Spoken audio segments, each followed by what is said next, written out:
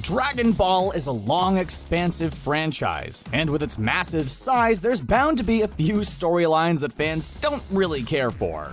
In fact, there are some sagas and plot points that fans straight up wish never existed in Dragon Ball lore. Everything from the entirety of the hated Dragon Ball GT to terrible filler sagas and everything in between, let's look at all the Dragon Ball storylines that fans want to forget. When talking about Dragon Ball storylines that fans wish never happened, it's hard not to start with a saga from one of the biggest dark points in the franchise. Of course, we're talking about Dragon Ball GT, the often hated continuation of Dragon Ball Z that came before Super and is thankfully no longer considered canon. Amongst the many things that made this series so hated, including the fact that Toriyama had no involvement with it, was that it made Goku a little kid again for almost no reason at all. Sure, old Dragon Ball was fun, but we didn't need to go back to Goku's childhood days, which is why the choice seemed so strange. Even worse, Goku's de-aging was just the beginning of a terrible saga, the Black Star Dragon Ball saga that depicted Goku, Trunks, and his granddaughter Pan as they ventured across the universe to gather the Black Star Dragon Balls, which would cause Earth to explode if they weren't gathered in time. There are some neat ideas in this setup, but overall, the story of the saga wasn't executed very well and served as a terrible opening to what would become one of the most hated entries in the Dragon Ball franchise. Dragon Ball has a weird history of censoring in its American broadcasts, perhaps one of the most infamous examples of this being when Goku found himself in Hell on his way to King Kai. In the American version of this episode, Hell was changed to the Home for Infinite Losers, an anagram meant to remove references to religion, demons, and the afterlife. As creative this solution was, seriously, the dub crew deserves a whole lot of credit for that one, it was one of the reasons why the series is better off without this episode. The main reason, however, is that the storyline is just plain weird. On his way to King Kai's planet, Goku falls off of Snake Way, landing in Hell, where he meets two ogres that he must defeat in order to get back. This storyline didn't originally appear in the manga and is thus non-canon filler. It also really fits the term, since when Goku finally found his way out of Hell, it sent him all the way back to the beginning of Snake Way, effectively filling up more time by making his journey to King Kai even longer. Seriously, Dragon Ball Z is just so much better without this episode. We here at CBR are big fans of Gohan's goofy Great Saiyaman persona, but even we'll be the first to admit that there's a bit too much of it in Dragon Ball Z. Gohan balancing being a superhero and starting high school made for a fun, laid-back way to build up into the Buu Saga. But there didn't really need to be an entire mini-saga about his heroic adventures. This is why we'd say the Dragon Ball Z could do without the majority of the Great Saiyaman Saga. Specifically, the filler episodes of the saga and some of the low-stakes stuff should just be done away with. Again, the Great Saiyaman has his merits, but it would have been much better if we got to the Buu Saga a lot faster. We're sure Captain Ginyu has his fans, but overall he's not really an important villain. In fact, you could remove the Captain Ginyu saga from Dragon Ball Z and not a whole lot would change. Because of this, the Ginyu Force and the story surrounding them are easily forgettable, and one of the weakest parts of the series. As with the other entries on this list, there's some merit to the storyline and the characters within it. For example, having Goku get hurt led him to get stronger and forced Gohan and Krillin to team up with Vegeta, but overall, things could have easily been streamlined with the removal of the Captain Ginyu saga. Then again, if there was no Captain Ginyu, then Sean Schemmel might not have ever voiced Goku, since he famously originally auditioned for the character before landing the part of Goku. Regardless, there's no denying how fillerish this saga feels, despite the storyline being in the manga, and because of this, we doubt it'd be missed if it was cut out of a streamlined version of the series. Well, actually, that would make for some kind of awkward edits. But you get the idea. Captain Ginyu's story ain't Dragon Ball at its best. Going back to Dragon Ball GT, we have one of the worst sagas in the entire franchise, the Baby Saga. This storyline starts out okay idea-wise, but it just fell apart so quickly, making for a saga that fans no doubt wish they could erase from their memory. The ideas that went into the Baby Saga had some promise, centering around the ghosts of the Saiyans' planet-conquering past coming back to bite them. Specifically, a bio-android cell ripoff type villain created by the Tuffles, the alien race that the Saiyans eliminated in order to claim a new home planet, which awakens to get revenge on the remaining Saiyans. An interesting start, but they named this villain Baby, and everything is just downhill from there. Like most entries in this list, we have no doubt that there are fans and supporters of the Garlic Jr Saga, be it because they grew up with the filler storyline or they just find the story interesting and cool. We're not here to tell you that you're wrong or that the Garlic Jr Saga sucks, but we can say for certain that a large number of Dragon Ball fans could do without this storyline.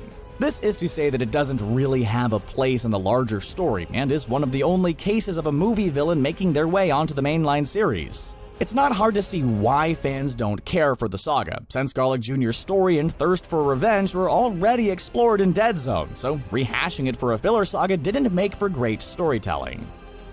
Goku isn't exactly the sharpest tool in the shed, the brightest bulb in the bunch, or the crunchiest chip in the bag. But he's far from a moron. Sure, he lacks a lot of social grace and etiquette. Seriously, 2 former psychopaths from other planets have adjusted to Earth's society better than him. But he's not actually stupid. His intelligence just mostly pertains to fighting. With a bit of observation, it's not hard to see that Goku is very smart in his own right, but Dragon Ball Super didn't exactly play him this way, leading to one of the major complaints about the series, that Goku was depicted as downright stupid. One of the biggest examples of this has to do with Monaka, the intergalactic delivery guy who Beerus fooled Goku into thinking was a powerful warrior. While Vegeta and everybody else quickly figured out that this was all a ruse, Goku was left in the dark, making him look incredibly dim-witted. Mai is one of the oldest characters in the Dragon Ball franchise, both in terms of her actual age and in terms of how long she's been present in the show. The character originally appeared in the Emperor Pilaf saga as one of Pilaf's lackeys, a spy who was sent on missions with Shu to retrieve Goku and Bulma's Dragon Balls. The character only made a few minor appearances after the Emperor Pilaf saga and was completely absent from the entirety of Dragon Ball Z. However, when Battle of the Gods came around, as well as the Dragon Ball Super saga that adapted it, Mai, as well as Shu and Pilaf, returned to the franchise, having been turned into children by a wish for youth via Shenron.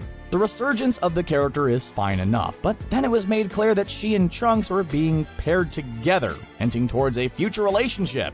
Yeah, that's pretty creepy, considering Mai is actually over 30 years old. Don't think too hard about the implications of this, because it just gets real weird really fast. Seriously, we've no doubt that the entire overarching storyline of their developing relationship is something Dragon Ball fans want to forget about.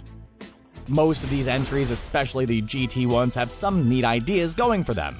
Well, the Super 17 saga isn't one of those entries. Everything about the Super Android 17 saga is just plain weird and bad. Seriously, it starts with Dr. Gero and Dr. Myuu, who was already just a ripoff of Dr. Gero, both in hell, and leads into the beyond bizarre creation of an alternate Android 17, which is meant to fuse with the original to make a horribly designed Super Android 17. Okay, it sounds like we're being a little harsh on this saga, but it's easily the most forgettable one of Dragon Ball GT. Heck, we didn't even remember it until we were putting this video together. If we had to find something to like about this saga, it'd probably be the drama between Super 17 and his sister, Android 18. But even that was so poorly executed that it makes the storyline absurdly irredeemable. And we have no doubt fans also wish they could forget all about it. Like we said earlier, the Great Say A Man Saga works best as a small part of Dragon Ball, say Gohan breaking out the suit for a gag here and there. But when the story focuses too heavily on Gohan's superhero persona, things don't always work out. For example, the filler storyline surrounding the Great Say A Man movie in Dragon Ball Super has a lot more low points than it does high ones. The 2 episodes surrounding the Great Say A Man movie start off pretty okay, but then it turns into more Great Say A Man blackmailing, a weird love triangle and cheating subplot, and the actor playing Great Say A Man transforming into a monster, making for a bizarre waste of time that would have been better off as just a single episode at most. To give these episodes some praise, the final battle is really well done, painting Say A Man in a darker light by making the stakes much higher via Barry Kahn kidnapping Pan. But overall, we wouldn't miss this storyline if it was never featured in Super, both because of the weird choices made in the plot and because of the overall poor animation quality. We have no doubt that fans also want to forget about this brief foray back into the world of Gohan's goofy superhero persona. Speaking of the Great Say A Man, his original Dragon Ball Z saga pretty much ran concurrently with the Otherworld saga, a filler storyline that depicted a martial arts tournament between the strongest warriors of the universe's 4 quadrants. The tournament, which was organized by the Kais and overseen by the Grand Kai, was eventually interrupted by the villains of Dragon Ball Past, causing chaos in the afterlife, forcing the competing warriors to stop them. While the overall idea is neat, and it wasn't the worst way to buy some time for the manga chapters to build up for adapting, the Otherworld saga is pretty forgettable. For one thing, tournament sagas tend to be pretty boring, the characters and story remaining largely unaffected by the events of the story arc, and the Otherworld saga is no different. On top of this, bringing back old villains and including Pikkon, a weird Piccolo knockoff, made the whole storyline feel like a rehashing of old ideas. In fact, you could almost look at the Otherworld saga and think it was a knockoff of the franchise, some of the visual elements being there but without the heart, which is part of the reason why Dragon Ball Z is better off without it. The Dragon Balls are a major part of the original series. It sounds obvious when you say it out loud, but you sort of have to remind yourself that the magic wishing orbs and the dragon they summon are still a part of the franchise, since they were rarely central to the plot following the first few sagas. In fact, the only purpose the Dragon Balls really serve in the franchise now are as fix-alls for issues caused by villains, fights, and related chaos. Because of this, we do have to give a bit of praise to the Shadow Dragon saga of Dragon Ball GT. Now, before you get those angry comments going, think about it. Giving the Dragon Balls an agenda in the plot of Dragon Ball and using their overusage as an origin for a new line of villains is actually kinda creative. That said, everything beyond this initial idea was pretty terrible. Due to this, the story of the Shadow Dragons is something we have no doubt that fans would wish away with the Dragon Balls, given the chance. Or wait, would that just make more Shadow Dragons? After Goku had retrieved nearly all of the Dragon Balls from the Red Ribbon Army, there was still one left to find in order to revive Appa's father. This led to a mini-saga known as the Fortuneteller Bava Saga, a short storyline where Goku and friends had to fight against the Old Witch's champions in order to get her help in finding out where the final Dragon Ball was. The fights in this saga are fun enough, and Goku reuniting with his adoptive grandfather made for a heartwarming moment, but overall, the Fortuneteller Bava storyline is somewhat inconsequential to the story. Don't get us wrong, we still think the character should have been introduced into the series, and she serves some important roles later on. But there didn't really need to be an extended plot involving Goku and friends fighting her warriors in return for her services. Especially not one so bizarre. Seriously, Krillin uses Bulma's bare chest in order to get Master Roshi to spray blood out of his nose to cover an invisible opponent, so that Yamcha can then fight him. Probably one of the most bonkers things to happen in the franchise. Suffice it to say, we doubt people would miss this saga very much if it was left on the cutting room floor.